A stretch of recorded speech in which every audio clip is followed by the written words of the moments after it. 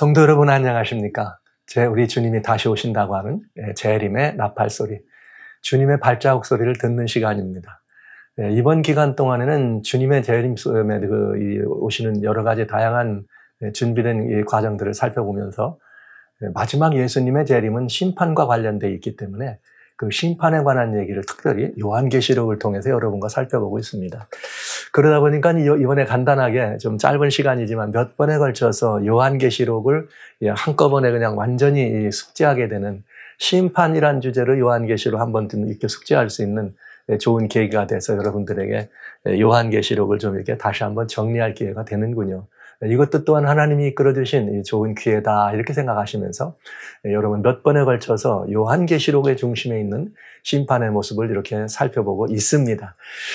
오늘은 지난 시간에 이어서 요한계시록과 7재앙 속에 나와 있는 지난 시간에는 하나님의 진노를 불러오게 한 것이 무엇인가 이것을 보았어요. 그래서 그것이 바벨론으로 하여금 만국을 취하게 한 음행의 포도지였다. 그렇다면 세상 만국을 미치게 했다고 이렇게 예레미야가 말씀하신 것처럼 미치게 한 바벨론의 음행의 포도주는 무엇인가? 이것을 이번 시간부터 본격적으로 살펴보는 시간이 되겠습니다. 바벨론의 음행의 포도주를 살펴보는 이것은 왜 그런가? 심판의 시간이 가까웠기 때문에 심판의 이유를, 심판의 명분을 왜 이런 심판이 올 수밖에 없는지를 따져보는 거예요. 저희들이 신앙생활을 하면서 한 번쯤 늘 주님에게 그런 것들을 여쭤볼 필요가 있습니다. 우리는 그저 우리 친구 따라 강남 가듯이 그냥 오르르 몰려다니는 신앙이냐 아닙니다. 우리는 주님께로 주여 제가 왜 주님을 꼭 따라야 됩니까? 여쭤봐야 돼요. 이것조차도. 그런데 주님 또 다시 오신다고 하시는데 이렇게 심판이 있다는데 왜 이런 심판이 와야만 합니까? 따져봐야 안 되겠습니까? 그런데 그 모든 것들에 대한 답이 어디 있다? 하나님의 말씀인 성경에 있다. 그러나 마지막 때에 관한 이야기는 역시 요한계시록 속에 들었다. 그래서 저희는 이 계시록에 있는 말씀들을 더 집중적으로 살펴볼 필요가 있다는 것이죠. 여러분들이 이 시간 함께 하면서 이렇게 요한계시록을 여러 번 벌써 읽으신 분이 계시더군요. 연락을 주셨습니다. 계속 말씀 따라서 한번 읽어봤더니 계시록을 바라보는 눈이 좀 더 열리는 것 같다. 숙제 검사할까요? 지난 시간에 다니엘 1장부터 7장까지를 꼭 한번 읽어주십시오 말씀드렸습니다. 계시록 13장도 한번 읽어보시라고. 그거 그냥 앉아서 읽으시려면 시간 그렇게 많이 안 걸리는 거죠. 별로 이렇게 많이 안 걸리는 그런 시간인데 특별히 우리가 지금 주님의 심판하실 시간을 가깝게 목격하고 있는 그런 때이기 때문에 그건 아주 중요합니다. 다시 말씀드리지만 우리는 다시 한번 우리 주님께서 주신 약속처럼 주님이 오시는 것은 더디다고 생각하는 그냥 단순한 더딤이 아니라 우리 하나님의 그런 이 사랑의 기인이다. 그러니까 사실은 주님이 더디 오시는 것은 하나님의 사랑이 모두를 살리기를 원하시는 하나님의 사랑이 이 자리에 있다는 것을 먼저 생각해 볼 필요가 있는 것이죠. 그러면서 우리는 뭐냐면 이런 하나님의 뜻, 모두를 살리시기를 원하시는 하나님의 뜻이 있는데 이 뜻을 계속해서 지속적으로 거절한 그들을 그런 시간적인 어느 땐가 반드시 마감해야 될 이 문이 닫히는 시간이 있어서 심판하실 시간이라는 말씀을 우리에게 주어지신 것을 알 수가 있어요. 그래서 그 심판이 7재앙부터 시작된다. 7재앙부터 시작된다는 말은 현세적으로 우리가 살아가는 삶뿐이 아니라 종말적으로 마지막 때 드디어 하나님의 공의가 드러나는 적극적인 하나님의 주권적 심판이 있는데 공의의 심판인 7재앙이 들어간다. 근데 그 7재앙의 원인이 무엇이었는가? 아시는 것처럼 계시록 14장 8절에 음행으로 인하여 진내조의 포도주로 먹였다. 누가? 바벨론이라고 하는 무너질 도성이. 그런데 그 실제 7재앙 가운데 그 재앙 가운데 마지막 재앙을 때려주면서 그들에게 뭐라 그래요? 맹렬한 진노의 포도주의 잔을 받을 것이다. 음행의 포도주로 만국을 먹인 그들에게 하나님께서 진노의 포도주를 먹이는 것은 7재앙이 가져다주는 그 이야기 가운데 공의로운 하나님의 심판이라는 것을 우리들에게 보여준다고 하는 말씀까지를 보았습니다. 그래서 진노를 불러온 음행의 포도주란 뭘 말하느냐?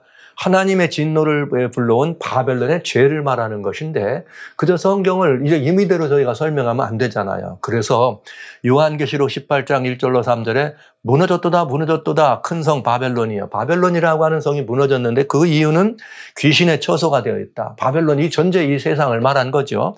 그 다음에 음행의 진노 포도주를 인하여 만국이 무너졌다. 이렇게 돼 있어요. 그러니까 바벨론의 이렇게 이 현상을 얘기할 때 무너진 마지막 때에 진노의 포도주로 먹이던 자들아, 음행의 포도주로 먹이던 자들아 그랬는데 실제 음행의 진노주로 인하여 만국이 어떻게 되더라? 무너졌다. 왕들도 무너지고 상들도 음행의 포도주에 취하였다. 이렇게 표현한 것입니다. 그런데 이것을 한마디로 요약한 게 계시록 18장 여기 4절에는 그러니까 백성아 너희는 거기서 나와라. 그 음행의 포도주를 마시지 말고 나오라는 말씀인 것이고 5절에 그들의 죄가 하늘에 사무쳤다 그랬어요. 즉 뭐냐? 음행의 진노주가 음행의 포도주가 만국을 취하게 하는 것처럼 그야말로 그 포도주 잔에 이렇게 진노의 잔을 채운 것이죠.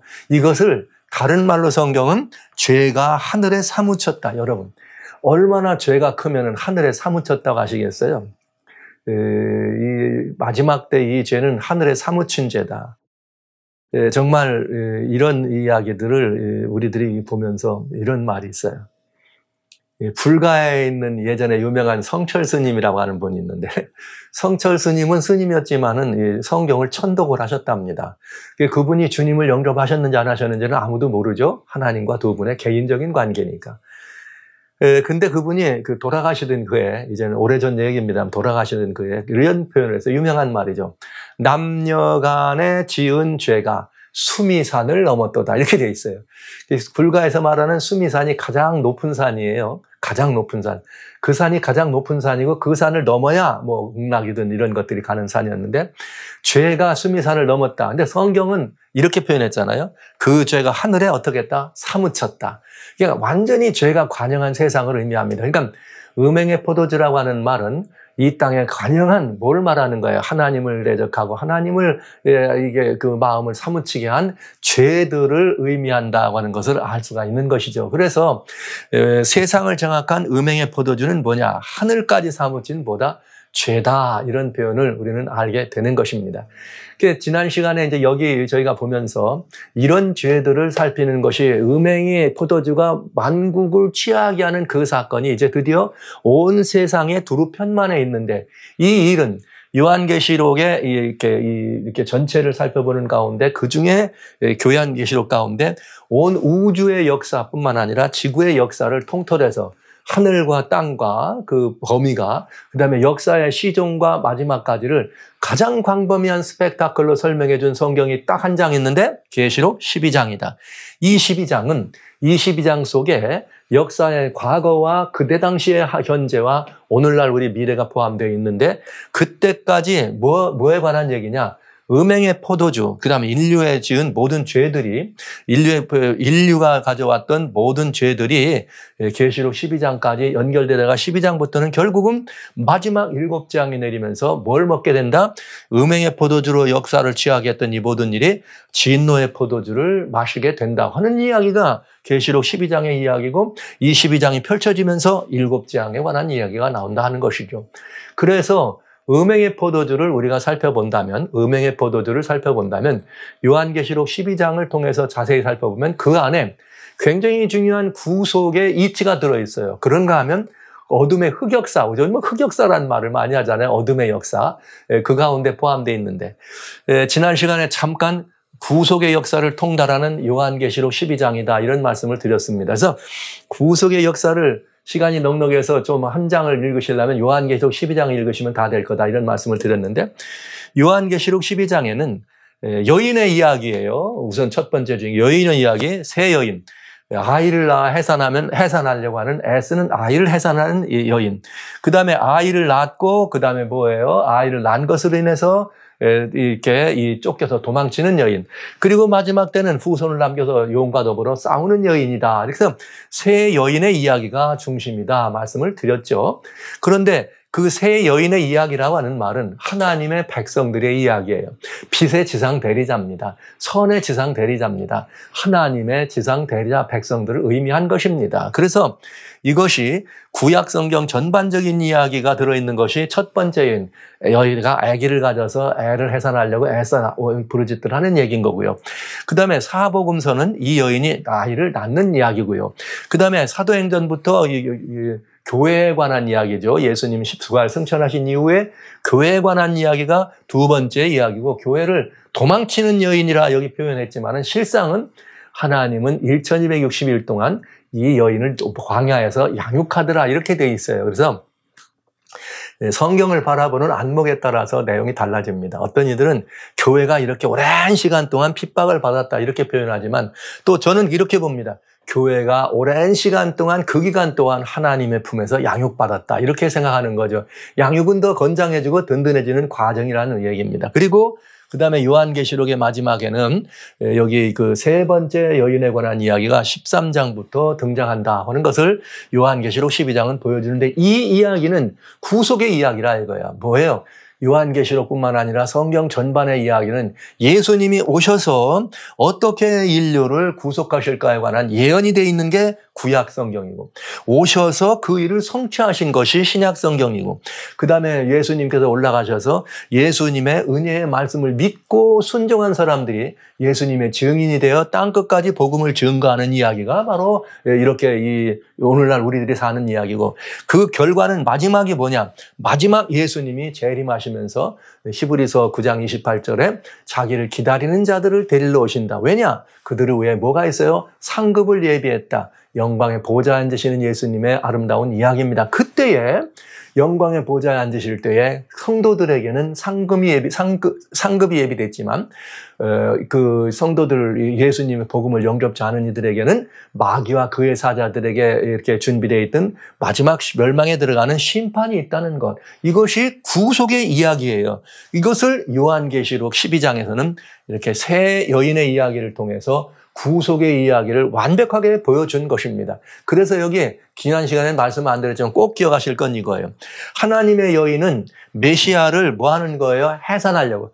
그래서 구약 당시에 많은 분들이 그 메시아에 대한 이걸 가지고 와서 구약 성도들이 메시아를 이 땅에 해산하기 위해서 가진 핍박을 다 겪었습니다. 온갖 만행들을 겪으면서 그런 일을 진행해 온 거죠. 그러나 끝내 메시아는 오셨다는 것이고, 동일하게 이제 메시아를 어떻게 해요? 구주로 영접한 이제는 신약의 교회들이 그 가진 사단의 압제와 핍박이 있을지라도 계속해서 예수님의 구속을 성취하신 예수님의 증거를 가지고 있었다. 그래서 끝내는 하나님과 예수님의 증거를 가진 이들의 승리로 이렇게 모든 이 구속의 역사가 마친다는 이야기가 계시록 12장에 들어있는 것입니다. 그런데 요한계시록 12장에는 이런 구속의 역사만 들어있는 것이 아니라 어둠의 흑역사가, 하나님을 대적하는, 말하자면 음행의 포도주가 어떻게 잔을 채워왔는가. 그러니까 포도주가 잔을 채우면 버려잖아요. 그때 뭐가 되는 거예요? 진노의 포도주를. 그것처럼 어떻게 음행의 포도주가 잔을 채워왔느냐 하는 이야기. 즉 죄의 역사도 역시 요한계시록 12장엔 통달하고 있다. 그게 뭐냐? 또 다른 이적, 사단의 모습이었습니다. 그래서 또 다른 이적으로 나타났던 사단은 뭘 하는 거예요? 흑역사죠. 하늘에서 반역해서 땅으로 어떡합니까? 3분의 1의 이 별들, 즉 천사들을 내려보내. 그들을 통해서 한 일이 뭐예요? 메시아가 오시는 것을 막기 위해서 뭐 한 겁니까? 구약 백성들을 핍박한 것입니다. 실제로 예수님이 오셨을 때도 그 메시아를 어떡합니까? 십자가에 못 박아도록 이렇게 백성들을 미혹하는, 심지어 메시아를 그래 기다리던 유대인들의 손에 의해서 메시아가 거절되잖아요. 이게 뭐예요? 사단의 미혹이죠. 만국을 취하게 했던 음행의 포도주였던 것입니다. 그래서 여기 그 이야기가 바로 이 되고, 그 다음에 그 사단은 끝내 어떻게 하는 거예요? 예수님의 증거를 없애기 위해서, 구속의 증거를 없애기 위해서 땅에 쫓겨난 성도들의 쫓겨나서 성도들을 핍박하는 이야기. 결국은 이 모든 일들에 대한 마지막 뭐가 있다? 심판이 있다. 그러니까 이것도 뭐예요? 흑역사를 마감하는 것도 역시 뭐예요? 복음이라는 거죠. 그래서 요한계시록 12장에는 구속의 역사만 통달하는 것이 아니라 어둠의 흑역사도 뭘 하고 있다?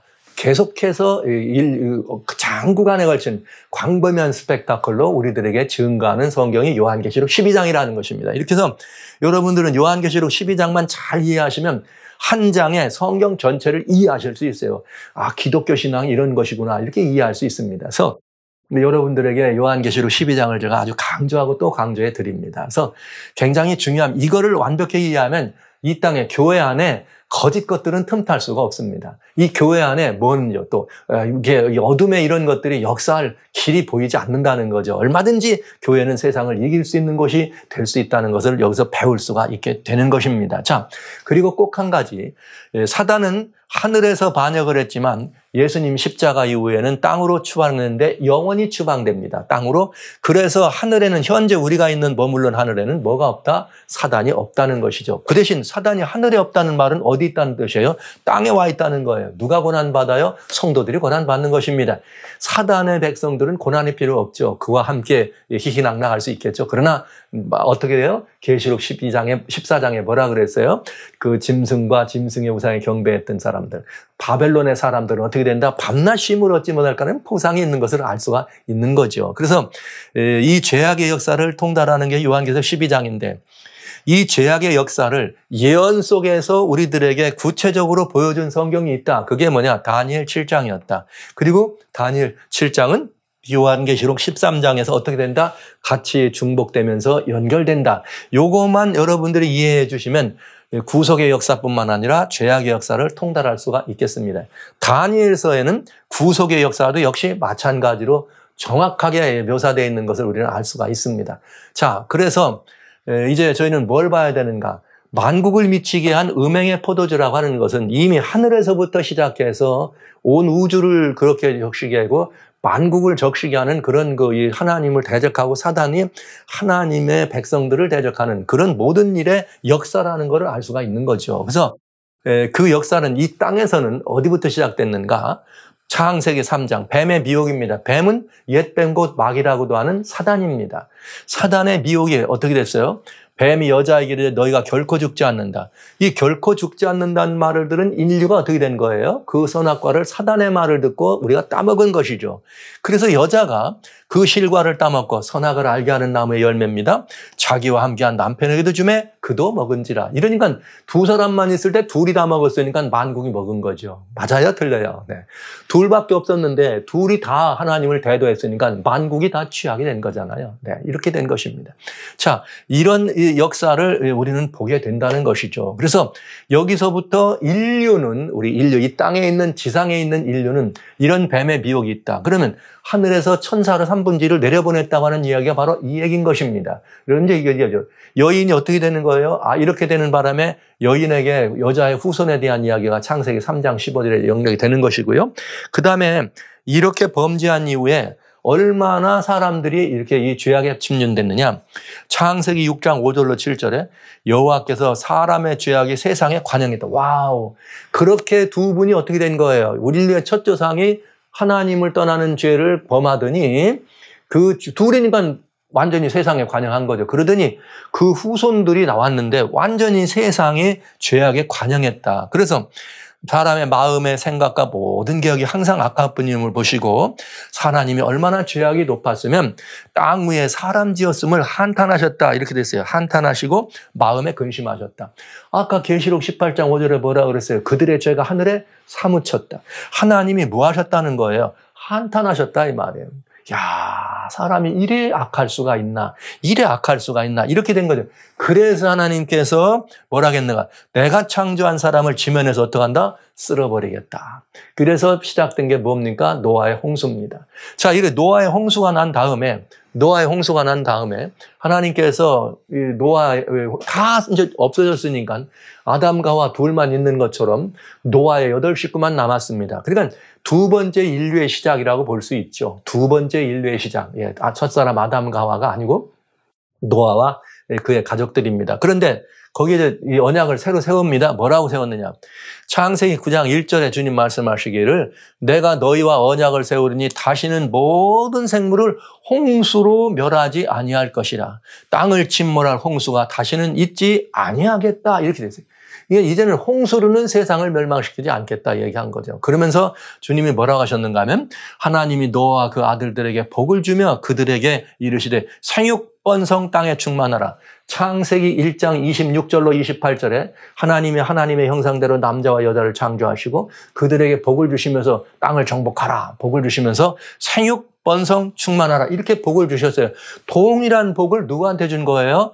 노아와 그 가족들에게 주신 것입니다.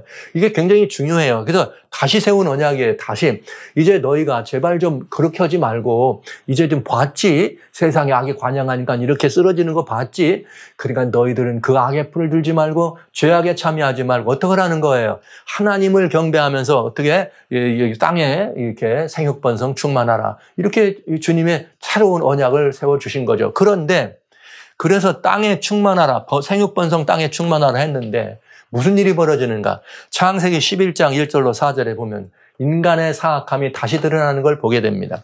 온 땅에 구음이 하나여 언어가 하나였는데 그들이 동방으로 옮기다가 신할 평지를 만나 거기서 뭘 하느냐? 배를 쌓고 벽돌 견고하고 벽돌로 돌을 대신하여 역청으로 진흙을 대신하고 자 말하되 성과 대를 쌓아 대 꼭대기를 하늘에 닿게 하자. 대 꼭대기를 하늘에 닿게 해서 지면에 흩어짐을 면하자 이거예요. 우리 이름을 내고. 그러니까 여러분들 우리 이름을 어디다 내고 하늘에다 대고 그러니까 하나님 자리에다 이렇게 찬탈하기를 원했던 어둠의 그런 음모가 여기에 감춰져 있는 걸 보는 거죠. 그 다음에 지면에 흩어짐을 면하자. 하나님은 땅을 침몰한 홍수가 다시 있지 않는다고 했는데 바벨탑을 쌓은 사람들은 홍수가 오면 죽으니까 어떡하자? 탑을 쌓고 지면에 흩어짐을 먼저 했다는 거죠. 그러니까 하나님의 뜻을 완전히 그르치고 대적하는 걸 보죠. 그래서 하나님이 거기서 사람들을 내려와 가지고 어떻게 한 거예요? 보시고 그들의 언어를 혼잡하게 해서 흩었습니다. 그래서 그걸 보고 이 이름을 뭐라고 하라? 바벨이라. 그러니까 드디어 바벨이라는 이름이 등장하네요. 그래서 바벨론이라고 하는 이름이 이제 드디어 여기는 어떻게 된 거예요? 아직 은밀한 가운데 하나님을 대적하던 일들이 은밀한 가운데 이 땅의 모한 백성을 장악한 걸 보는 거죠. 이게 뭐야? 음행의 포도주인 것입니다. 하나님을 대적하는 음행의 포도주가 되겠습니다. 그런데 어디예요? 바벨이라 하더라. 근데 어디서 탑을 쌓았어요? 신할 땅을 쌓더라. 매우 중요합니다. 이것이 바벨탑을 쌓는 사건입니다. 자, 그런데 이렇게 해서 하나님이 흩었더니 이렇게 사단이 취소해요? 아니에요. 사단이 취소하지 않았습니다. 잘 보시죠. 이제는 지금까지는 바벨 탑는 그런 쌉을 따는 정신과 사상과 그런 어떤 그런 영적인 그런 부분으로 은밀하게 이렇게 드러났는데 드디어 어떻게 드러나는가? 은밀하게 활동했던 바벨론이 어떻게 드러나냐? 드러나는 바벨론과 음행의 포도주를 봅니다. 다니엘 1장 1절로 2절에 유다왕 여호야김이 우에 있은 지 3년에 바벨론 왕 느부갓네살이 예루살렘에 이르러 그걸 에워쌌더니 주께서 유다왕 여호야김과 하나님의 전기구 얼마를 그의 손에 붙이시매 그가 그것을 가지고 신할 땅, 와우, 아까 바벨탑을 쌓은 데가 어디예요? 신할 땅이죠. 자기 신의 묘에 이르러 그 신의 보고에 두더라. 그러니까 이제는 어떻게 한 거예요? 구약 당시에 바벨론이라고 하는 나라가 이제 이 구약 아까 말씀드렸던 그 바벨탑을 쌓고 지어진 그 탑을 우리는 고대 바벨론이라 그래요. 옛날에 무슨 이 하무라비 법전이 만들어지고 하던 그런 이때를 말하는 것입니다. 고대 바벨론. 근데 이건 뭐냐? 신바벨론이라 그러죠. 예, 여기 신바벨론이라는 게 느부갓네살 임금님이 그 아버지 나부코도노살의 뒤를 이어서 이 바벨론을 창건하면서 이 아수르를 정복하고 창건하면서 신바벨론이 성립이 됩니다. 그러면서 예루살렘, 지난 시간에 예루살렘 하면 종교적 의미가 있다는 걸 말씀드렸어요. 예루살렘이라고 하죠. 하나님의 영적 굉장히 이 상징인 하나님의 도성의 상징인 예루살렘을 받아서 성전, 예루살렘에 있는 하나님의 성전 기구를 갖다가 자기 땅, 신할 땅이에요. 바벨론이죠. 자기 신의 묘에다 놨단 말은, 신의 묘란 말은 사당에 놨다는 거예요. 이 말은 무슨 말이에요? 우리 신이 하나님보다 높다는 거죠. 그러니까 이건 바벨탑을 쌓던 그 정신이 그대로 온 거죠. 그럼 이건 뭐예요? 하늘에서 사단이 하나님을 반역할 때 이사야 14장 12절로 14절에 지극히 높은 자와 비길이라 했던 루스벨 사악한 사단의 정신이 여기에 드러나는 것을 보잖아요. 그러니까 바벨탑을 쌓은 정신이 사라지지 않고 신바벨론을 지속됩니다. 그래서 이제부터는 구체적으로 노골적으로 하나님을 대적한 거예요. 왜? 그 신 갖다가 자기 땅에 놨으니까. 그럼 도대체 왜 이런 일이 벌어졌는가? 그 이유는 이제 여인의 후손으로 오실 메시아가 올 시간이 심히 어떻게 되는 거예요? 가까워진 거죠. 네. 이게 대단히 중요한 거예요. 그때부터는 사단이 자신의 음모를 노골적으로 드러내기 시작했다는 거예요. 바벨론이라고 하는 나라는, 이 신바벨론이라고 하는 나라는 도시국가입니다. 도시국가라서 성 가운데로 유프라테스 강이라고 하는 여러분 잘 아시는 강물을 흘러게 이렇게 운하를 파서 성 안으로 흘러게 하고 성 또 벽을 두껍게 쌓은 다음에 그 밖으로 해자를 이렇게 합니다. 그리고 그 성 가장 중앙에는 에사길라라고 하는 신당과 에테메란키라고 하는 지구로 타석을 쌓습니다. 근데 이게 뭘 말하느냐면 에테메란키라는 게 이렇게 말하자면 지구탑이에요. 지구라시라고 하는 탑이에요. 바탕이죠. 에테메란키 쌓으면 그 위에 에사길라라고 하는 이 사당을 진 거죠. 이렇게 신전 고탑이라 그래요. 이걸 보고요. 자, 그러면 이게 무슨 뜻이 있는 거냐? 이런 뜻이에요. 에테메란키라고 하는 탑 이름은 하늘과 땅의 기초가 되는 집이라는 뜻입니다. 그 위에 에사길라라고 하는 신전을 그들로 말하면 자기 신의 묘라고 하는 사당입니다. 에사길라라는 사당을 졌는데 이것 뜻은 꼭대기가 하늘처럼 높은 집입니다. 그러면 바벨탑을 쌓을 때 우리의 이름을 하늘 꼭대기에 내자. 이렇게 한 그게 뭐예요? 에사길라잖아요. 그러니까 거기에 올라갔던 맨 위에 이름을 내자는 것은 에사길라. 우리가 뭘 하자? 성과 대를 쌓다가 했던 건 에테메난키잖아요. 그러니까 바벨탑을 쌓았던 고대 바벨론의 정신이 그대로 등장해서 그들은 직접 뭘 했느냐? 벨무르닥이라고 하는 이런 신들을 섬긴 것입니다. 보시죠. 바벨론의 종교는 벨무르닥이었는데 예레미야 50장 2절에 바벨론이 함락되고 벨이 수치를 당하면 이 말은 바벨론의 주신이 벨이에요. 애굽으로 말하면 바알과 비슷하다고 보시면 되겠습니다. 무르닥이 쓰러지며 그 신상들은 수치를 당하며 우상들은 부서지니까 바벨론인 상당히 많은 우상을 섬긴 나라, 즉 에테메난키라고 하고 복합신전이건 에사길라 안에서 복합심전을 만들어 놓고 다양한 우상들을 섬긴 나라인 것을 알 수가 있습니다. 그래서 이 나라가 어떻게 한 거예요? 하나님의 도성인 예루살렘을 이렇게 멸망시키고 그 성전에 있는 예루살렘 성전 안에 있는 기명들을 갖다가 자기 신당, 그 다음에 에사길라라고 하는 신당에다 넣어놨다 이 말입니다. 그래서 자기들이 예루살렘을 황폐케 했으니까 우리 하나님이 너희 하나님, 야훼 하나님보다 높구나, 세구나, 이걸 내놨다 이런 말을 한 것이죠. 그래서 이제부터는 말하자면 바벨론이라고 하는 그 정신, 바벨탑을 쌓았던 그 정신이 그 하나님을 대적한 사단의 정신이 구체적으로, 그러니까 노골적으로 드러나기 시작했다는 말씀을 여러분들은 보시는 것입니다. 이 이야기를 다니엘 선지자를 통해서 이제 하나님께서 어떻게 했어요? 구체적으로 보여주십니다. 어떻게 그 정신이 연결돼 내려갈 것인가를 보여주시는 게 굉장히 중요한 이야기죠. 그러니까 음행의 포도주란 하나님을 대적한 이 모든 죄들이 어떻게 된 거예요? 이 지상에서 어떻게 되는 거예요? 계속해서 지속적으로 연결되는 것을 보여주시는데 처음에는 조용하게 이렇게 겉으로 드러내지 않고 인류의 첫 조상 아담과 하와를 타락시켜서 만국을 취하게 한 거나 마찬가지. 그 다음에 여기 또 이 홍수 이전엔 만민을 그 마음을 악하게 해가지고 결국은 다 죽을 수밖에 없는 심판의 상징으로 이 홍수로 그들을 죽게 하고 이번엔 노아가 다시 이제 새 언약을 시작했는데 그 후손들을 통해서 또 역시 사단이 어떻게 하는 거예요? 그들을 바벨탑을 쌓고 하나님을 대적했는데 하나님은 물론은 심판하지 않는다 하셨으니까 그렇게 하나님을 대적했는데 끝내 어떤 일이 벌어지는 거예요? 하나님의 백성들을 입히했던 이스라엘을 구체적으로 이제는 이렇게 상징적인 의미가 아니라 구체적인 나라를 통해서 이 나라를 진멸하고 하나님을 대적하는 모습을 구체적으로 진행하기 시작하더라.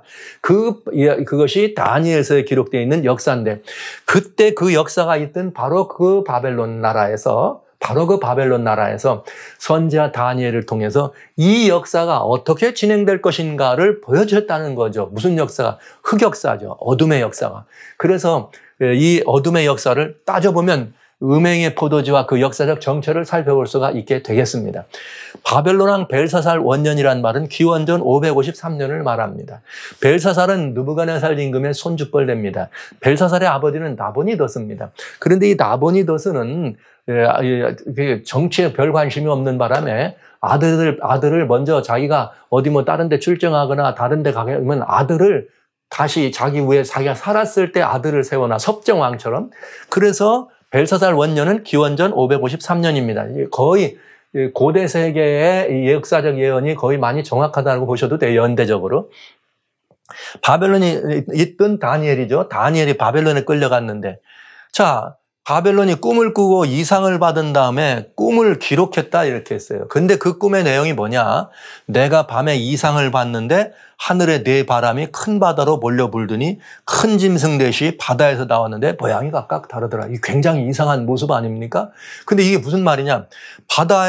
큰 바다에 네 바람이 불더니 큰 짐승 넷이 나오더라. 근데 그 짐승이 뭐냐? 바벨론이 그 짐승이 독수리의 날개를 가진 사자였는데 몸을 들었더라. 그 다음에 두 번째 짐승은 곰이었는데 이 갈비 세 개를 물고 몸 한 켠을 들었더라. 세 번째 짐승은 머리가 넷이고 날개가 넷이었다. 표범이었다. 이렇게 나와요. 네 번째 짐승은 뿔이 여리고 이가 철로 되어 있는 무시무시한 짐승이었다. 이렇게 됩니다.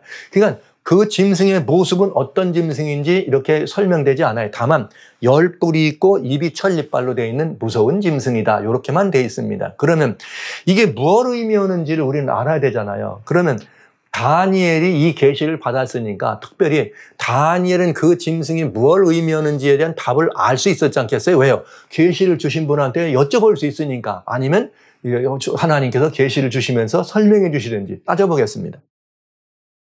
이 제일 중요한 게 뭐냐면 네 바람이 바다로 불더니 짐승이 넷이 바다에서 나왔다는 게 중요한 거예요. 그렇죠? 그런데 바람은 뭘 의미하느냐? 그러면 고대 세계나 현대 세계나 이런 말 있잖아요. 바람 가지 많은 나무에 바람 잘 날 없다. 이런 말 하잖아요. 그 말은 그냥 다툼이 쉴 새 없이 싸움이 쉴 새 없이 떨어지지 않는다 이런 뜻인데 실제 성경에도 바람은 전쟁이나 아니면 심판을 의미할 때 썼습니다. 엘렘에서 큰 바람이 불어와서 그냥 막 바벨론을 쳐들어온다, 이스라엘을 들은다든지 아니면 또 이게 바벨론을 향해서 그런 뭐 전쟁의 바람이 불어온다든지 이런 때는 바람이 회리바람처럼 들어오는 게 전쟁의 바람을 의미하는 것을 알 수가 있고요. 그다음에 짐승은 다니엘이 직접 설명을 들었습니다. 다니엘 7장 17절과 23절에 이 짐승은 이 짐승은 나라를 의미한다. 그 네 번째 짐승은 네 번째 나라다. 뭐 이런 식으로. 그다음에 혹은 그 나라에서 올라온 왕을 의미한다. 이렇게 얘기를 합니다. 머리 같은 경우 이게 왕을 의미하고. 그 다음에 뿔은 뭐냐? 뿔도 역시 이 나라에서 일어날 왕이다. 그러니까 나라를 의미하는 것을 알 수가 있습니다. 뿔도. 다니엘이 직접 이렇게 해석을 하는 거예요. 천사가 그 계시를 주고서 해석을 해줬으니까. 그 다음에 바다는 뭐냐? 바다는 요한계시록 17장 15절에 보면 큰 물이란 뭘 의미했느냐면 열국과 백성과 무리와 방언이다 이렇게 돼 있네요. 그러니까 성경에 이런 예언이 나올 때 상징으로 보실 때 바다가 혹은 큰 하수, 강이 있다는 말은 여러 나라들이구나, 여러 백성들을 여러분 보시면 이렇게 이해하실 수가 있어요. 예언 상징으로 보실 때 일반적인 얘기가 아니고. 그 다음에 또 뿔이란 짐승이 나온다 그러면 이건 나라들을 의미한다. 아주 정확하게 되어 있으면 짐승은 나라들을 의미한다. 그 다음에 뿔은 뭐냐? 나라들 혹은 또 왕들을 의미한다. 이렇게 성경 해석 방법이 돼 있어요. 그런데 그냥 우리가 어디 가다가 뭐 삼손이 사자를 이겼다 그러면 삼손이 사자를 이겼다는 사자가 짐승이니까 나라 이런 의미가 아니고요. 예언을 주실 때 그 안에 상징으로 줬을 때 그렇게 해결한다 이 말입니다. 바람도 마찬가지. 그러면 해석이 간단하네요. 하늘에 네 바람이 불었단 말은 네 번의 전쟁이 있었단 말이죠. 큰 바다로 불렸더란 말은 여러 나라 열국들을 그죠? 거기서 여러 열국들에서 일어나더니 짐승이 났단 말은 나라니까 네 나라가 나왔다는 말이죠. 큰 나라 넷이 어디서 나와? 열국 가운데서 나오더라. 그 모양이 각각 다르더라. 이렇게 돼 있네요. 이렇게 해석이 간단하게 되어 있어요. 성경을 성경으로 푸는 방법입니다. 자, 그러면 이제 우리는 따져보면 돼요.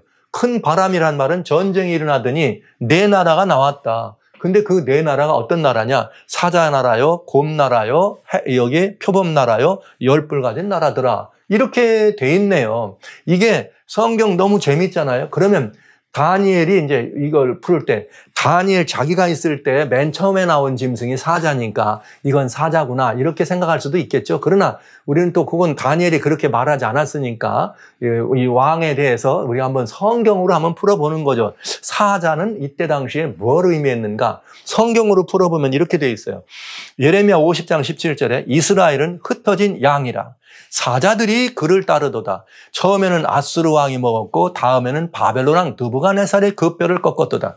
그러니까 지금 다니엘 7장은 바벨론 왕 느부갓네살이 예루살렘을 먹었으니까 뭐가 된 거예요? 바벨론 왕 느부갓네살이 사자로 묘사된 걸 알 수 있어요. 그러나 여기 이스라엘이 흩어진 양인데 사자들이라 복수가 되어 있는데 왜 그랬는가? 아시는 바대로 솔로몬 임금 이후에 이 나라가 두 나라로 갈라집니다. 북방 이스라엘과 남방 유다로. 근데 북방 이스라엘은 아수르라고 하는 나라에 의해서 기원전 722년에 망합니다. 그런데 이 아수르는 또 600, 여기로부터 조금 더 뒤에 616년경에 누구한테 망하느냐? 바벨론한테 망합니다. 근데 지금 두 마리 사자인데 아수르도 사자지만 아수르를 먹은 게 바벨론이니까 사자 하면은 바벨론이 될 수가 있겠네요. 그리고 남방 유다는 기원전 602년에 남방 유다를 멸망시키는 것을 볼 수 있죠. 자, 이렇게 되니까 무슨 일이 벌어졌어요? 여기 사자는 반드시 느부갓네살 왕이 분명하구나. 이렇게 알 수가 있는 것이죠.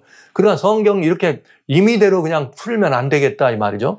다 이 사자가 처음 나왔는데 다니엘이 그 나라에 있었으니까 이건 다 바벨론이다 이렇게 해석하면은 또 잘못될 수 있습니다. 그러나 성경이 직접 이렇게 바벨론이 예루살렘을 멸망시켰는데 완전히 유다 백성들, 그 이스라엘을 멸망시키는데 첫 번째는 북방 이스라엘, 두 번째는 남방 유다를 이렇게 멸망시켰는데 성경은 그 두 나라를 사자로 했다. 그런데 첫 번째 나왔던 사자는 두 번째 나온 바벨론이라는 사자에게 먹혔으니까 결국은 이 나라는 뭘 의미한다고 성경이 일러주는 거예요? 바벨론은 사자를 말한다. 사자는 바벨론이다. 이걸 일러준다는 얘기죠. 자, 바벨론의 고대 세계에 바벨론이 있었습니다. 이 바벨론이라고 하는 나라가 여러분 아시는 것처럼 유프라테스 중심으로 해가지고 이 정복전쟁을 해가지고 최초로 통일제국을 고대 세계 최초로 통일제국을 만드는데 이게 어디까지 왔냐면 소아시아 반도죠. 그다음에 애굽까지도 이 바벨론이 일부 들어오는 것을 알 수가 있습니다. 하여튼 우리는 이 팔레스틴 지방을 장악해 들어와서 이렇게 애굽의 바벨론의 영토가 확장되는 걸 알 수가 있죠. 근데 이 바벨론은 어디에 의해서 멸망하느냐면 여기에 의해서 멸망해요. 페르시아에 의해서 539년 기원전 539년에 멸망하는데 바벨론보다는 어디 쪽이냐 더 북쪽이고 동쪽입니다. 북동쪽에 페르시아가 와가지고 바벨론의 고토가 있었던 곳을 소아시아까지 다 먹고 완전히 어디까지 들어가요? 애국까지 공격해 들어가는 걸 볼 수가 있죠. 자, 페르시아는 바벨론을 더 공격해서 더 많은 영토를 확장합니다. 페르시아는 어디에게 명하느냐? 헬라에게 망합니다. 헬라는 여기 말하시는 것처럼 이 발칸 반도죠. 지금 그리스 그 대륙을 마게도니아 지방을 중심으로 해서 그 해안을 건너와 가지고 여기 소아시아 반도뿐만 아니라 페르시아에서 저 인도스 강변까지 인도까지 정복해 들어오는 더 거대한 제국을 만들어내죠. 그런가 하면 헬라는 어디에서 멸망합니까? 기원전 여기 헬라는 174년과 168년에 완전히 이 헬라는 어디로 편입되느냐? 로마에 의해서 장악됩니다. 그러니까 로마는 전 유럽과 아프리카 북부뿐만 아니라 여기 헬라의 영토고 그다음에 어디까지예요? 바벨론과 페르시아 영토까지를 다 포함하는 대제국을 구성하는 것을 보게 됩니다. 자, 그러면 우리 한번 이 네 나라의 형편을 한번 보시겠습니다.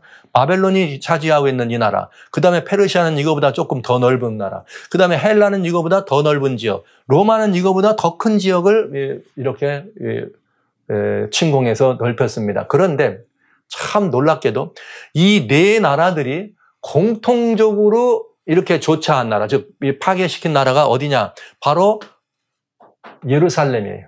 이스라엘입니다. 자, 어디도요? 바벨론도 여기로 왔죠. 페르시아도 여기로 왔죠. 헬라도 여기로 왔죠. 로마도 여기로 왔죠. 그러니까 네 나라가 공통적으로 포함되게 이렇게 파멸시키고 파괴한 비상하게 파괴를 자행한 나라가 공통적으로 한 나라가 어디냐? 이스라엘이다 이 말이죠. 팔레스틴 지방. 자, 한번 보시죠. 이스라엘을 바벨론이라는 나라가 먹더니 그 다음에는 어디가 먹어요? 바데파사가 먹고 그 다음에는 그리스가 들어오고 그 다음엔 로마가 이 나라를 먹더라. 도대체 왜 이렇게 이 네 짐승을 통해서 묘사되었던 이 굉장히 큰 거대 제국들이 왜 이스라엘을 중심으로 이런 일을 했을까? 이유는 간단하죠. 그 이유는 이스라엘이라고 하는 이 나라는 하나님의 사랑받는 하나님의 자손들입니다. 하나님이 선택해놨는데 그 나라는 어떤 나라냐? 하나님의 말씀과 복음을 보관한 사람들이에요. 하나님의 말씀과 복음의 보관자. 그래서 열방의 빛입니다. 열방이 이스라엘을 보고 어떻게 하도록 하나님께로 돌아오도록 하는 사명 있는 민족이었다, 이 말이 되겠습니다.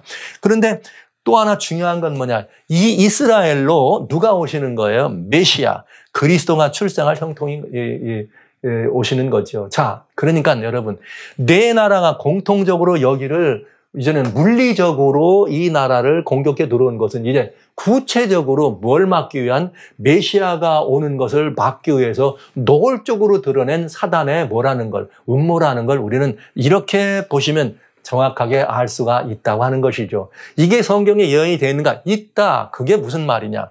요한계시록 12장에는 어둠의 흑역사도 기록되어 있다 그랬죠. 그런가 하면 구속의 역사도 온전히 기록되어 있다. 계시록 12장 1절로 4절에 하늘에 큰 이적이 보였는데 해를 입은 한 여자가 있다. 발 아래는 달이 있고 여기 12별의 면류관을 썼더라. 여자가 있는데 뭘 입었어요? 해를 입었다. 해를 입었다는 말은 흰옷으로 했습니다. 의의 태양 되시는 예수 그리스도죠. 그런데 이 여자가 하는 일이 있어요. 이 여자는 뭘 하느냐?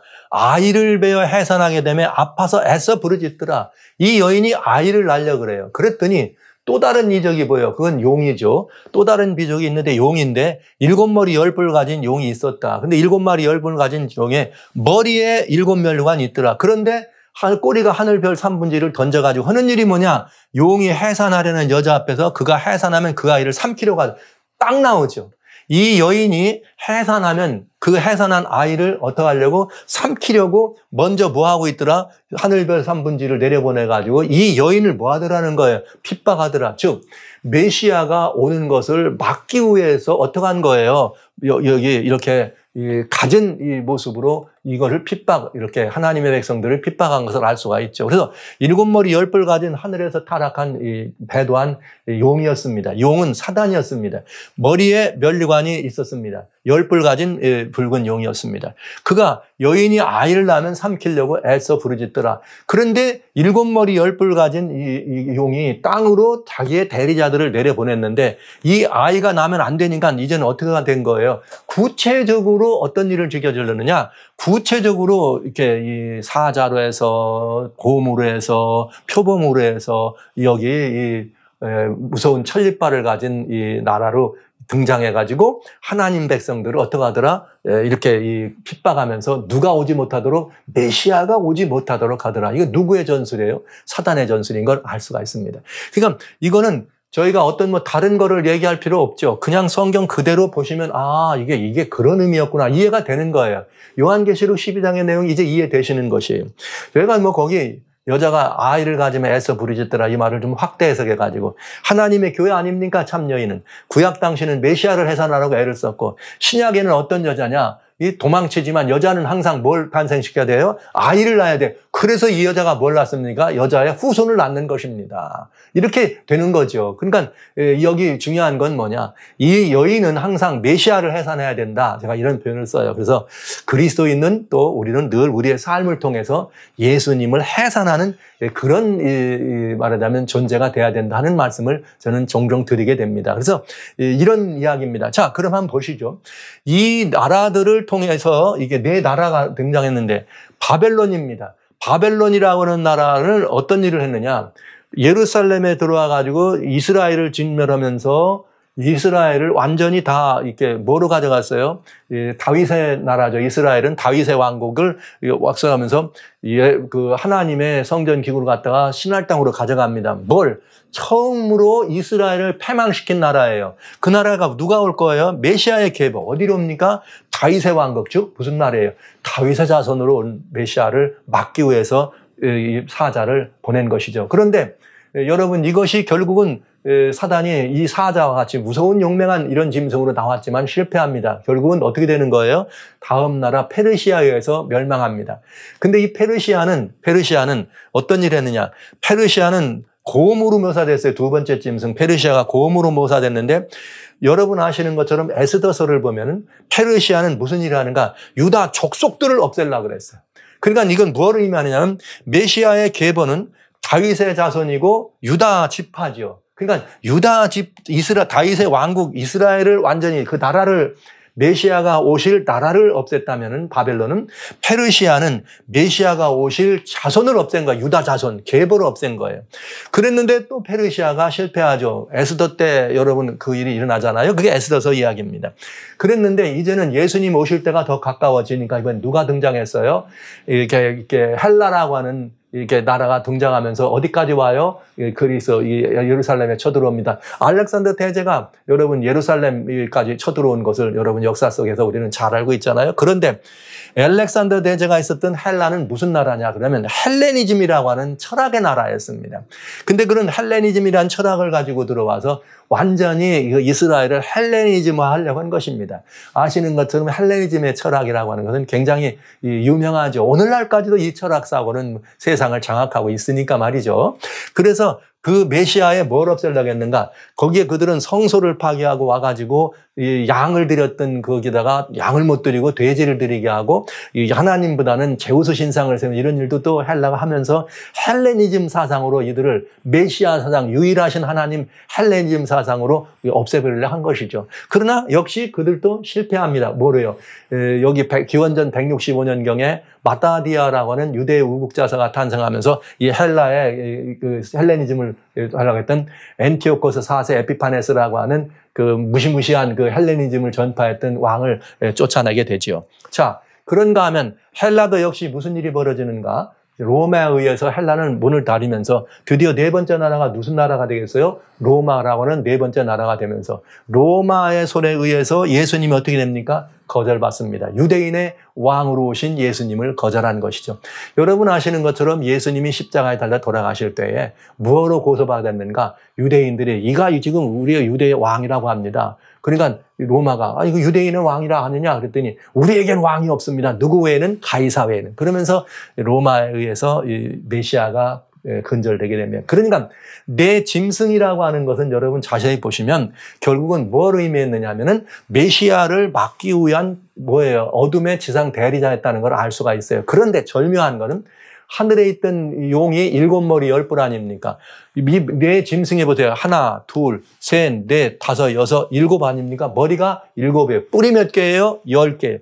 여러분 얼마나 분명합니까? 이것이 사단의 지상 대리자였다는 것이 이렇게 분명하게 드러나는 거예요. 7머리 10뿔이 이런 식으로 나타나서 여인이 아이를 낳으면 해산하면 어떻게 이렇게 삼키려고 하더라는 얘기를 이 성경을 통해서 우리는 정확하게 알 수가 있게 되겠습니다. 자, 그러면 로마는 이렇게 해서 예수님을 십자가에 박았습니다. 그리고 로마는 어떻게 됩니까? 그냥 있느냐? 사단이 여기서 로마가 이렇게 AD 476년에 문을 내리잖아요. 그러면서 그런 로마는 끝나냐? 그럼 로마가 끝나면 사단은 더 이상 활동을 않느냐? 아니라 이거죠. 여기 네 나라가 있지만은 네 번째 나라는 뭐다? 뿔이 열이라 그랬어요. 그런데 여기 굉장히 중요한 얘기를 할 수 있죠. 지속되는 어둠의 세력인데 다니엘 7장에는 이제 뿔에 대해서 설명하는 거예요. 모신자가 이르되 넷째 짐승은 땅의 넷째 나라인데 이 모든 나라보다 달라서 천하를 삼키고 밟아 부서뜨리다. 로마는 로마라고 하는 나라인데 이가 천리빨이라 그랬죠. 세계 최초로 중장보뱅다라고 하는 철기군을 움직인 게 로마 사람들입니다. 참 절묘합니다. 이 다른 다니엘, 여러분들이 다니엘 제가 이렇게 다시 살펴보는 다니엘이라고 하는 거기에 다니엘 7장을 보시면 자세히 설명이 되어 있어요. 그러나 지금은 음행의 포도주 관계만은 여러분에게 살피기 위해서 이렇게 보는 거예요. 그런데 이 10뿔은 이 나라에서 일어난 열왕이다. 그러니까 이건 무슨 말이에요?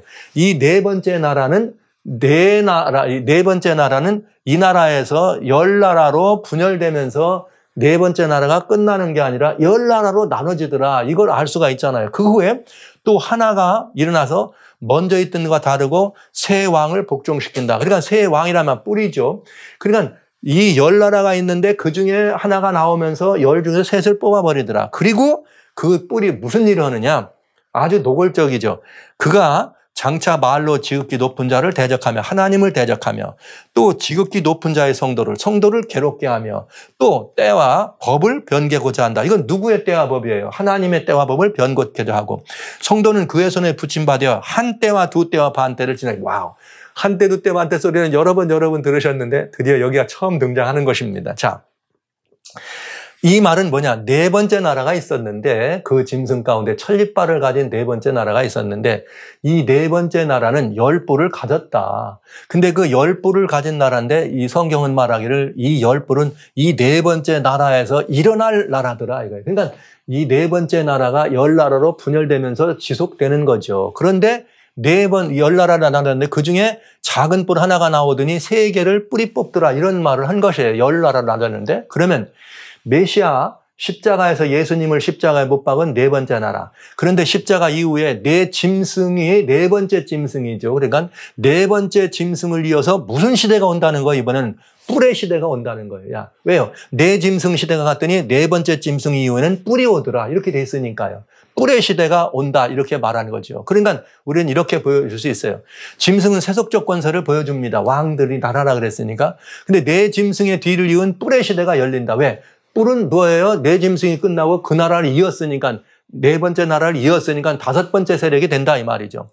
내가 그 뿔을 유심히 보는 중 다른 작은 뿔이 그 사이에 나더니 먼저 뿔 중에 셋이 부 앞에 뿔이 붙이고 작은 뿔에는 사람의 눈 같은 눈이 있고 입이 있어 큰 말을 하더라 이렇게 돼 있어요. 그러니까 이 작은 뿔의 세대 즉 네 번째 나라가 멸망하면서 10나라로 나눠지고 그 10나라의 시대, 즉 뿔의 시대입니다. 뿔의 시대가 나오는데 그중에 한 작은 뿔이 또 나오면서 세 나라를 없애버리더라. 그리고 뭐가 된 거예요? 이 작은 뿔이 눈 있고 입이 있는 작은 뿔의 시대가 열린다. 이런 의미를 성경은 우리들에게 보여준 것입니다. 이 말은 어둠의 흑역사가 지속되고 있었다는 거죠. 네 짐승으로 표현했던 그 시대로 끝난 게 아니고 다음에는 10뿔로 나타나면서 뿔의 시대가 일어났다는 거죠. 그리고 그 뿔의 시대의 모든 최고의 권세는 누가 가졌다? 그 10뿔 가운데 나타난 작은 뿔이 가졌다. 이게 성경 그대로 여러분들이 보시면 해석이 되는 이야기입니다. 자, 그러면 이게 뭐냐? 뿔의 시대에 작은 뿔이 한 일이 뭐냐? 세 뿔을 뿌리 뽑았어요. 즉 정치적 세력을 꺾은 거죠. 왕을. 그래서 정치와 종교가 어떤 거예요? 합동하는 일이 되겠다. 이런 말을 쓴 것입니다. 왜 그러냐?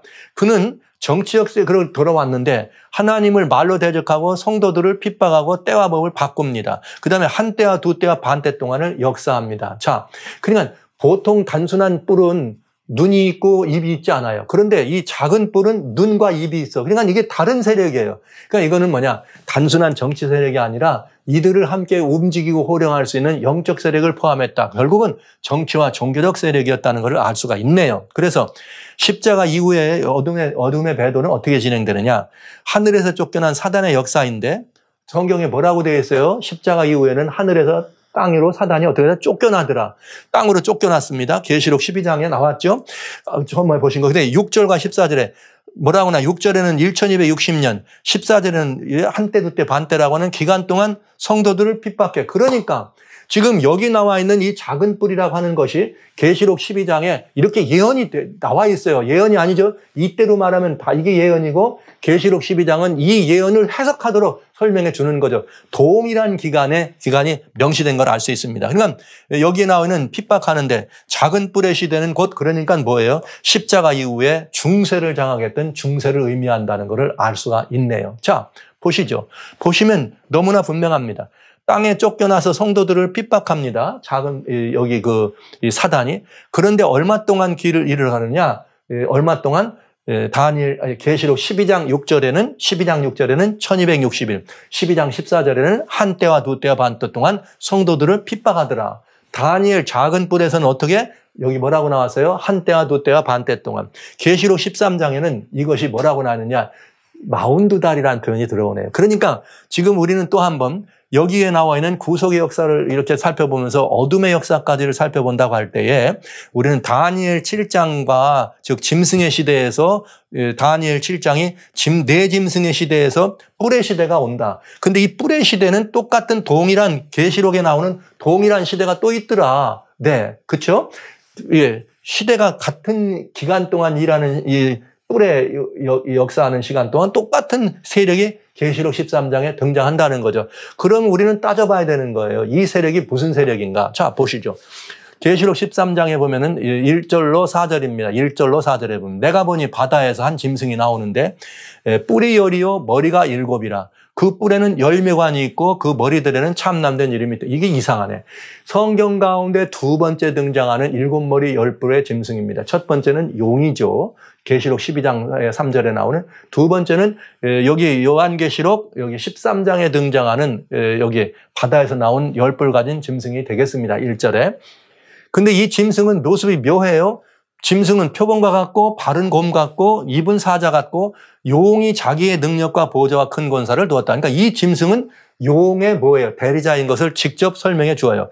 근데 이 짐승은 어떻게 앞으로 활동할 거냐? 내용이 머리 하나가 상하여 죽게 된 것 같으니 죽게 된 상처가 어느 때 가면 이 짐승의 머리가 또 상한다. 그리고 그 상처가 낫는다. 그러니까 7머리 10뿔 가진 짐승이 등장하는데 이 짐승도 뭐가 있어요? 끝이 있다. 그리고 다시 부활한다. 자, 아까 먼저 나왔던 다니엘 7장에는 네 짐승이 있다. 네 짐승으로 끝난 줄 알았더니 그게 아니더라. 뭐가 있더라? 10뿔로 나오면서 세력이 확장되더라. 그것처럼 여기도 뭐가 되는 거예요? 이 짐승이 7머리 10뿔에 죽게 된 것 같았더니 다시 살아나더라. 이런 역사가 되는 것을 보게 되는 거죠. 그런데 이 용이 뭐라겠는가? 권세를 받아서 용에게 경배하며 짐승에게 경배하며 누가 이 짐승과 같으며 누가 능히 이를 더불어 싸우리요 하더라 하면서 여기에 바다에서 올라온 한 짐승이 등장하는 것입니다. 복합짐승. 표범과 같고 발은 곰 같고 머리는 사자 같은 짐승. 근데 10뿔이 있어요. 그런데 묘하게도 면류관을 어디다 썼냐? 뿔에다가 썼네요. 여러분 참 이상한 거죠. 이제 이 내용을 보시면 여러분들 아마 깜짝 놀라실 겁니다. 그렇게 나온 짐승이 뭘 하느냐? 큰 말과 참남된 말을 입을 받고 42달 일할 권세를 받더라. 여기 기간이 등장합니다. 42달. 짐승이 입을 벌려 하나님을 향하여 회방하는데 그의 이름과 장막 하늘에 거하는 자들을 회방하더라. 성도들과 싸워 이기고 모든 나라를 다스리는 권세를 받더라. 이게 만국을 어떻게 하는 거예요? 다 다스리더라. 이 말이 되는 거죠. 자, 그래서 다니엘 7장에 나오는 작은 뿔은 결국은 알고 보면 여기 계시록 13장에는 이 복합 짐승과 똑같은 짐승임을 알게 된다 이거죠. 왜 그런가? 왜냐하면 42달이라는 기간이 나왔잖아요. 다니엘 7장은 한 때와 두 때와 반 때라는 기간. 이 성경에는 이 같은 기간인데 7번 등장합니다. 다니엘서에서는 여기 한 때와 두 때와 반 때라고 다니엘 7장에서 다니엘 12장에서 2번 등장하고요. 한 때와 두 때와 반 때라는 말. 이거 이 때라는 말은 거기에 이 아이단이라 그래서 무슨 말이냐면 이열이란 뜻이에요. 1년, 2년, 반년. 그건 3년 반이죠. 근데 3년 반은 얼마예요? 42달. 42달도 성경에 이게 여기 등장하는데 어떻게 성경에 등장하느냐? 여기 계시록 11장에 이렇게 이 3절에 42달 동안 뭘 하느냐? 이렇게 성도들이 사단이 이렇게 이 하나님의 성전을 핍박하는 게 나와요. 그다음에 여기 42달이 등장합니다. 그러니까 뭘 여기서 우리는 알 수가 있는가 하면은 42달이라는 묘사를 할 때가 있고 1260일이라는 말을 쓸 수가 있어요. 1260일이라는 말은 요한계시록 12장에 6절에 1260일, 11장 또 여기 뒤에 1260일이 나옵니다. 그러면 1260일이라고 쓸 때는 하나님과의 관계를 설명할 때 1260일을 썼고 사단이 핍박하는 걸 쓸 때는 한 때와 두 때와 반 때라는 말을 썼습니다. 그건 이렇게 계시록 12장 4절까지 포함해서 핍박할 때. 그다음에 42달은 사단과 하나님과의 관계, 즉 사단이 하나님을 대적하는 시간을 사단과 하나님의 관계를 설명할 때는 42달, 하나님과 성도들을 설명할 때는 1260일, 그 다음에 사단과 성도들을 핍박하는 기간은 한때, 두때, 반때. 그러니까 이게 다 다르더라 이거죠. 같은 기간인데 그 대상에 따라서, 관계에 따라서 내용이 달라지더라. 자, 다니엘이 이렇게 설명하는 것이에요. 그러면 이제 여기 자세히 보시죠. 머리가 여기에 모든 짐승을 다 이렇게 나가는데 이 계시록 13장에 나오는 이 짐승은 죽게 된 머리가 하나 상하여 죽게 되니 다시 살아나다 그랬죠.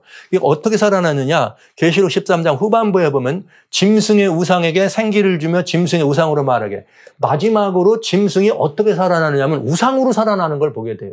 우상으로 살아나서 모든 사람들이 우상에게 다 경배하라. 그 다음에 짐승이 뭐로 해요? 짐승의 표를 받게 하더라. 그리고 이 표는 뭐로 이해된다? 666이니라. 모든 기독교인들은 666에 대한 관심이 많이 있죠. 자, 이런 이야기가 계시록 13장에 등장합니다. 그런데 이 세력이 다니엘 7장에 나오는 네 짐승과 같은 세력이라고 하는 것을 우리는 알게 되는 거죠. 자, 여기 우리 네 짐승을 한번 보시면 다니엘 7장에 나오는 네 짐승을 보면은 아까 보신 것처럼 머리가 얼마가 된다고요? 7머리 10뿔이 다 포함되어 있더라. 이렇게 보신 걸 알 수가 있고요. 사단의 지상대리자라는 걸. 이 7머리 10뿔 가진 나라들은 다 바벨론이고 메레페시아고 그리스고 로마인데 이게 계시록 12장에 보면은 어떤 말이 나오느냐. 하늘에 또 다른 이적이 있는데 한 붉은 용이 있어 머리가 7이요 뿔이 10이라 여러 머리에 7면류관이 있더라. 그러니까 여기 계시록 12장에 나오는 용이에요. 7머리 10뿔 가진 짐승입니다. 그리고 그 7머리 10뿔 가진 용은 머리에 면류관이 있었습니다. 그런데 여기 보세요. 네 짐승을 보시면은 네 짐승의 머리가 다 뭐예요? 7개입니다. 그런데 이때는 네 짐승이 다 또 뭐예요? 왕들을 의미한다 그랬잖아요. 그러니까 머리에 뭐가 있었다? 머리에 면류관이 있다는 말은 그 머리는 네 짐승을 묘사하는 것이 지상대리자를 묘사하는 것이 너무나 분명해지는 거죠. 그런데 보세요. 꼬리가 하늘별 3분의 1을 끌어다가 땅에 던졌는데 용이 해산하던 여자 앞에서 해산하면 아이를 삼키고자 하더라. 그러니까 이 말은 무슨 말이에요? 메시아가 오시는 것을 막으려고 했다. 그래서 그 메시아가 오시는 것을 막았는데 그 다음에 거기서 메시아의 역사가 끝나지 않잖아요. 짐승도 그 사역을 끝나지 않는다. 그래서 여기 다니엘 7장에 나오는 네 번째 짐승이 10나라로 분열되면서 이 10나라로 분열된 그 나라에 작은 뿔이 등장하는 이것은 눈이 있고 큰 말하는 작은 뿔은 여타의 종교적 세력과는 좀 다른 의미였다. 근데 이 작은 뿔이 하는 일이 뭐와 비슷하냐면 계시록 13장의 복합짐승이 하는 일과 똑같더라 이거예요. 작은 뿔은 작은 뿔의 시대는 얼마냐? 한때, 두때, 반때. 복합짐승은 뭐예요? 42달. 그런데 중요한 건 복합짐승은 면류관이 머리에 있더라 하지 않고 복합짐승은 면류관이 뿔에 있더라. 그러니까 이건 뿔의 시대라 이 말을 우리는 알 수가 있는 거예요. 뿔의 시대. 중세기를 말하는 거죠. 그러니까 같은 시대, 같은 세력인데 같은 반역을 자행한 세력이다. 그래서 같은 반역이란 도대체 뭐냐? 따져보면 너무나 쉬워집니다. 그래서 다니엘 7장만 가지고 이해하기 어려운 부분을 다니엘 7장의 작은 뿔이 뭐 하나님을 대적하고 이런 일을 했다. 그것만 가지고 이 세력이 누굴까? 이게 이해하기 어려운 부분을 요한계시록은 계시록을 통해서 13장의 이 세력에 대해서 정체를 완벽하게 드러나게 해준 겁니다. 그 뭔가 한번 보시죠. 다니엘 7장에 나오는 네 짐승이 있어요. 다니엘 7장에 나오는 네 짐승이 이렇게 있는데 그 다음에 요한계시록 13장에는 뭐가 있어요? 이렇게 이 복합 짐승이 등장합니다. 이 짐승을 자세히 보시면은 굉장히 중요한 걸 알 수가 있어요. 이건 다니엘 7장의 사자는 바벨론이요. 두 번째 짐승은 페르시아고 세 번째 짐승은 그리스, 네 번째 짐승은 로마입니다. 그런데 여러분 이게 이제 대단히 중요한 걸 볼 수 있습니다. 다 예수님이 오시는 걸 막으려고 했다 그랬죠. 하나님을 막으려고. 바벨론은 무엇로 하나님 백성들을 다 죽이려고 했느냐. 예루살렘을 이렇게 쳐들어온 다음에 다니엘 3장에 보면 우상에다 경배하라. 만약에 금신상을 세워놓고 신할 땅 자기 평지에다 두라 평지에 경배 안 하면 다 죽이겠다. 그래갖고 다니엘 친구가 죽을 뻔한 거잖아요. 이스라엘 왕까지 거기다 대고 이렇게 경배시키고. 그래서 바벨론은 우상숭배로 하나님을 대적했습니다. 우상숭배. 에사길라라고 하는 만신전에 복합신정을 세우고 우상숭배로 하나님을 대적합니다.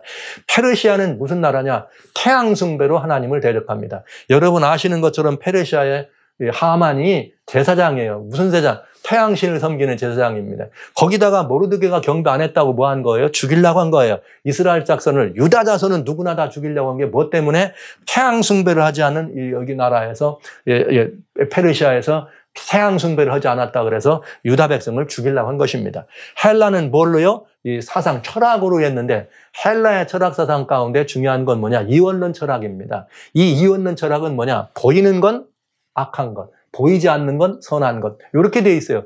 그래서 인간이 이렇게 영원히 이 땅에 살지 않고 인간이 몸에 보이는 건 악한 거다. 그러니까 이 몸에 보이는 악한 것들이 어떻게 보이지 않는 사상으로 가는 것은 영원한 것이고. 그래서 영원불멸이라고 하는 사상이 그리스 헬라를 통해서 어디에 들어왔느냐? 기독교 안에도 들어왔다는 사실입니다. 이제 또 보시고요.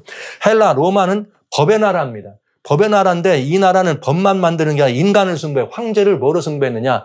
하나님으로 숭배한 것이에요. 그래서 모든 시민권은 황제를 줄을 꾸리어서 줄을 하나님 이렇게 영접하지 않으면 자유권을, 시민권을 박탈하는 게 로마였습니다. 자, 그러면 이 나라를 가만히 보면은 자, 잘 보세요. 사자로 묘사되었던 바벨론이 계시록 13장에는 머리는 사자예요.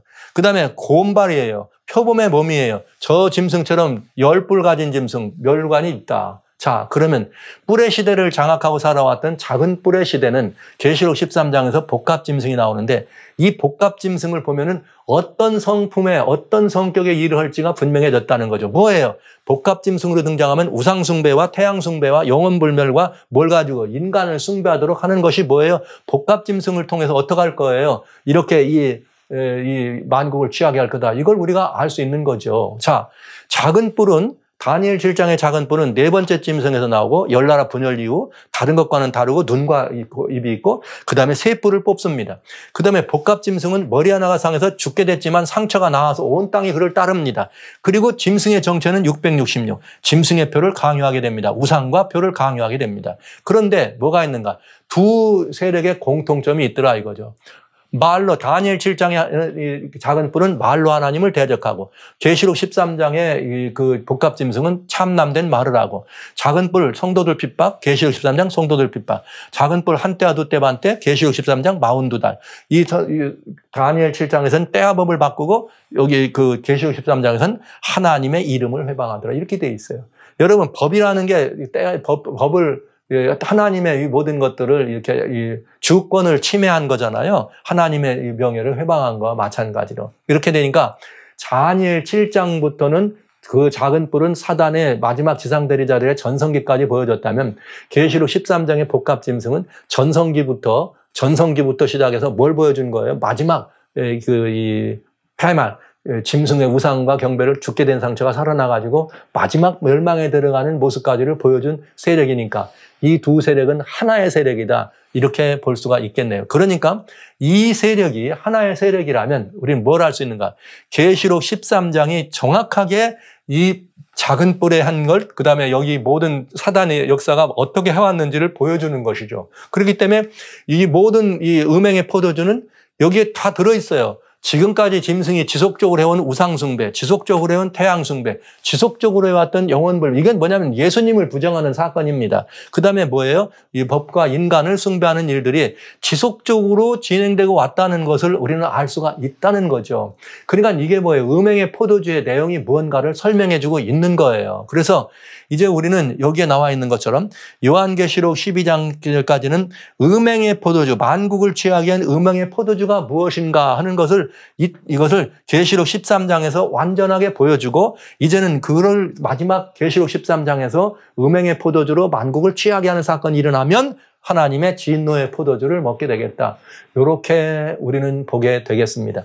그러니까 음행의 포도주가 뭔가 우리는 그 내용을 알 수가 있는 거죠. 그런데 마지막으로 이 계시록 12장은 사단이 마지막 배도가 뭐냐? 이렇게 돼 있어요. 용이 여자에게 분노하여 돌아가자 그 여자의 남은 자손 나오잖아요. 이 여자가 남은 자손을 남겼다 이런 뜻이죠. 여자예요. 역시 맞아서 여자에게 분노하여 돌아가서 남은 자손에게 곧 하나님의 계명을 지키며 예수의 증거를 가진 자로 싸우려고 모래의사대. 이 말은 하나님의 계명과 예수의 증거를 어떻게 하더라? 없애려고 하더라. 누가? 사단이. 뭘 통해서? 용이. 이건 직접 나온 거잖아요. 용이 하는 일이에요. 사단이 하는 일이에요. 뭘 하는 일인? 여기 하나님의 계명과 예수의 증거를 없애는 것. 그럼 그걸 가진 사람을 없애는 게 그걸 없애는 거니까. 왜? 이 땅에서밖에 할 수 있는 일이 아니니까.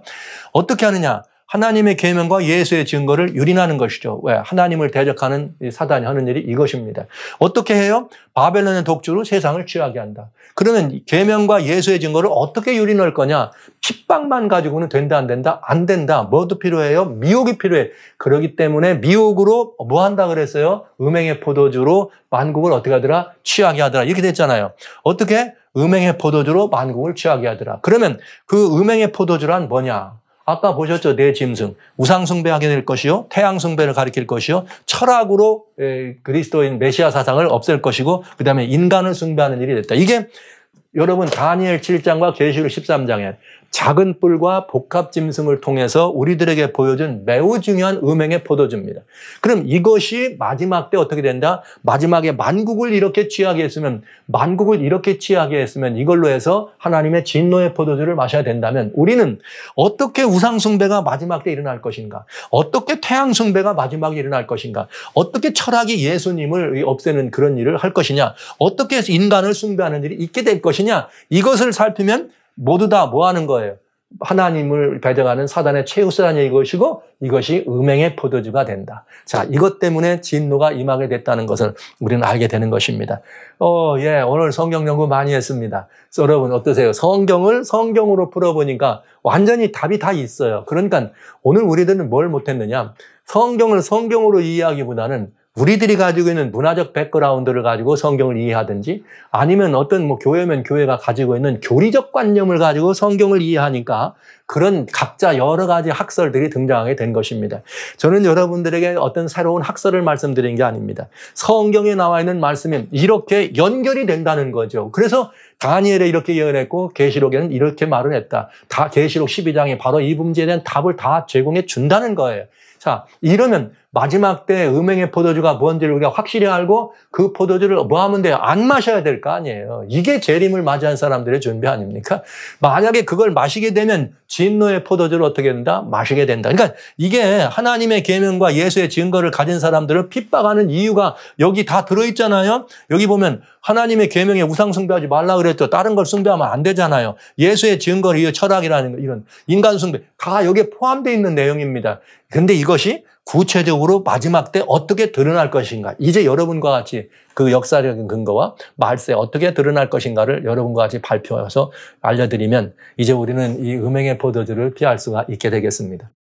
사랑하신 성도 여러분, 형제자매 여러분. 우리는 어떤 가르침이나 어떤 그 사상이나 이해들을 우리 것으로 신념할 때에 그것이 왜 이런가를 따질 때에 매우 분명하게 따질 필요가 있습니다. 누가 말하기 때문에 그것을 듣는 것이 아닙니다. 어떤 유명한 어떤 분이 말하기 때문에 그것이 옳은 것이 아닙니다. 진짜 옳은 것은 오직 하나입니다. 하나님의 성경이 뭐라고 말하느냐 하는 것입니다. 이것이 바로 종교개혁자들의 사상이 있습니다. 솔라 피데 솔라 스크립트라. 이 말은 무슨 말이냐? 오직 성경만이 우리들이 이야기할 수 있는 모든 진리, 이 교회라면 교리가 가지고 있는 이 모든 것들의 뭐예요?